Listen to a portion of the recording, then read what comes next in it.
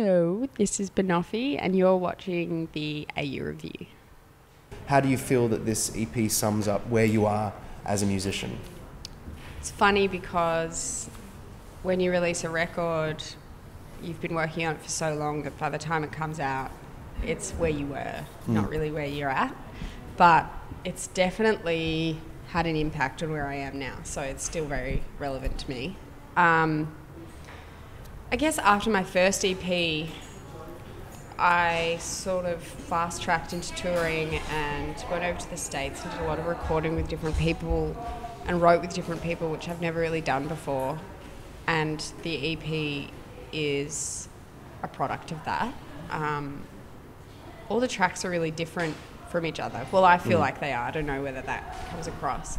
But I guess the EP was about exploring all of these different types of music that I love and that I've wanted to make, but maybe felt restricted by my genre to be able to do. And at some point I shook that off and thought, why am I feeling like I owe people something because of the first EP?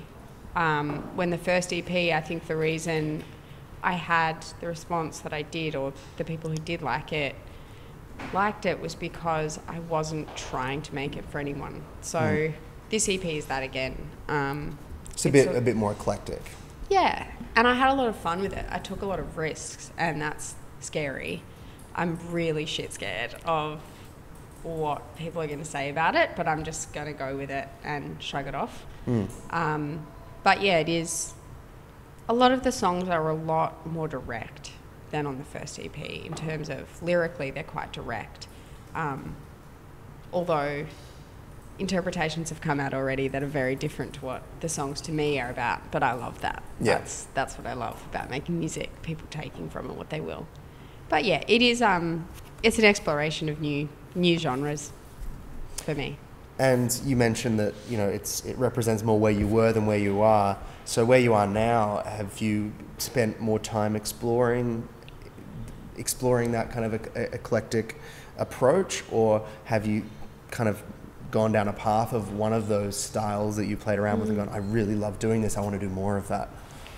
I'm still exploring a lot. I think that's why I enjoy releasing EPs, is you can explore a lot and then chuck it out there, jump onto the next.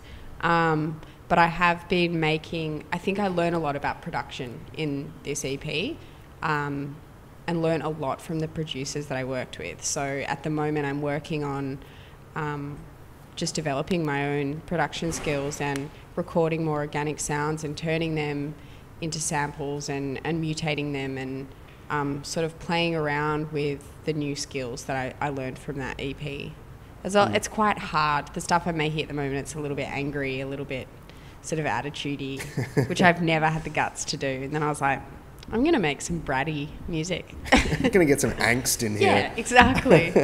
What's happening with the live show now? Has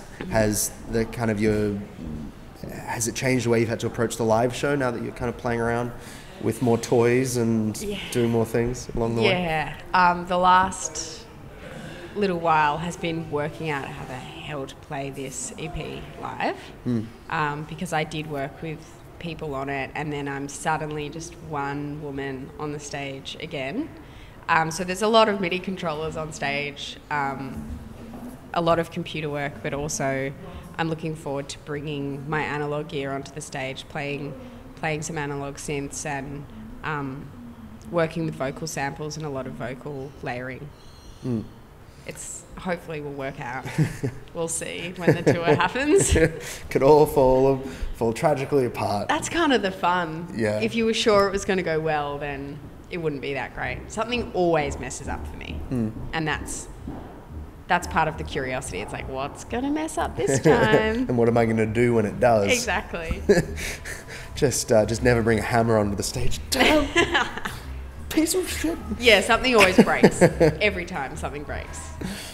That can make a great show, though. I once saw Jamie Cullum, who I thought was kind of like on record pretty boring, and live, like literally took a hammer to a piano. Like it was just, like just totally went for it. It was amazing. Maybe I should do that. I should really get my anger out. Yeah. I've never done that. I've generally just admitted to the audience that I'm pretty terrible at what I do. Yeah, I always come across as very human and like a complete dag once I get on stage. Yeah. And you mentioned that you worked on some of the music overseas. Can you tell me a little bit about your overseas lyrical exploration?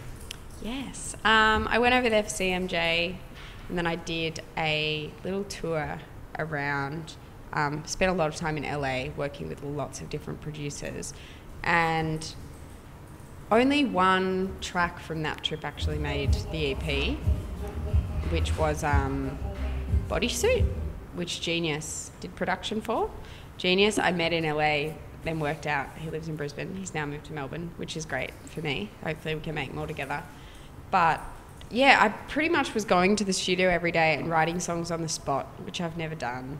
I'm really slow when I write, and I often use lyrics that I wrote like 3 years ago and put them into something new. And this was like writing lyrics on the spot, writing everything on the spot. So yeah, Bodysuit made the EP, but apart from that, I think the main thing I learned from that experience was not to worry too much about a song in terms of how much I need to put of myself into it long term, but just like me in that instant, have fun with it and sit with it and deal with it like that. And Bodysuit's about that experience, actually. Bodysuit's about sort of like putting something on for the day, really enjoying being that character, and then stripping it off. And I think sometimes musicians get put down for that, but it's a really important part of work. Otherwise, you just get worn out too quickly and can't do it.